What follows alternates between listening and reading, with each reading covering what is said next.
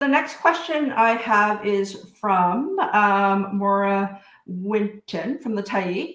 What do you see as the biggest challenge to BC responding adequately, as you call for, with this new variant?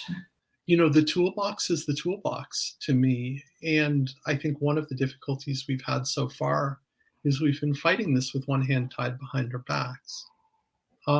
We didn't talk about the weird success of Ontario this fall.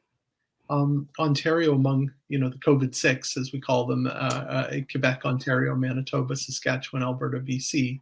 Those are our COVID-6, I think Lisa Iannatoni coined that one. Those are our 6 less successful provinces. Ontario was a real outlier this fall. It started to climb a bit in terms of cases, but we project a very benign fall wave for Ontario right now. I think a lot of that has involved using available tools that depend on understanding the science. And it's been a fight in Ontario to get people to say the A word, to say airborne.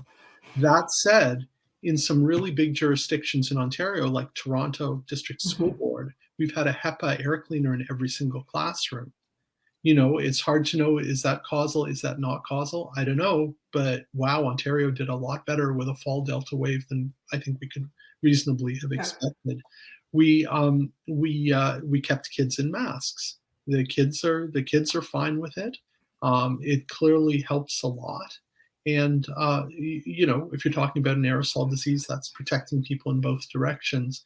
I think particularly in some of the more populous health units, there's been incredible sensitivity, and I'm sure this is the case in BC too, to cultural issues around vaccination and to reaching out to populations that might have challenges in getting vaccinated. And I've been so impressed. I have a marvelous colleague here in Toronto named Andrew Boozery, who's a worthwhile Twitter follow.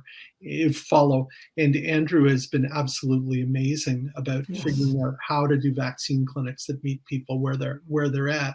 And in as much as we really have had a socioeconomic gradient in risk, and in as much as under-vaccination tracks on income, so the lower you go, the more likely people are to be vaccinated. That's probably been very, very important for us. So I think moving forward, the cards were dealt or the cards were dealt. It's not like, maybe in 3 months, Pfizer and Moderna will have an Omicron-tuned vaccine and we'll all be getting vaccinated again. I have no idea. But there's a lot that we can do with the tools that are already in our toolbox. Honest, transparent, science-based public health messaging that, just like Dr. Tam did on November 4th, tell people this is like infectious cigarette smoke. It spreads through the air. Here's how you protect yourself. What would you do if you were near a smoker and you didn't like smoke? You'd crack a window. You'd take a few steps back. People in BC have experience with smoke coming from wildfires, and N95 masks work very well for that kind of smoke, and they work very well for infectious smoke too. HEPA filters are fantastic. And we know from US schools that when you put HEPA in combination with improving ventilation, even by just cracking doors and windows, you reduce transmission by 50%. HEPA and opening doors and windows does nothing to large droplets or contact in a classroom. Kids don't touch each other less because there's a HEPA filter in the room. So this is all aerosol. So got to get kids vaccinated, get the grown-ups boosted, and reach out to hard-to-reach communities and really start using the aerosol stuff to keep people safe. I also would add rapid tests for BC. We have not had access publicly to rapid tests. They're publicly available. I know they're available for some businesses that can apply for them, but on the whole, it becomes an equity issue that those who are able to afford the shipping from wherever, we don't have accessible pharmacies that pay that you could buy them.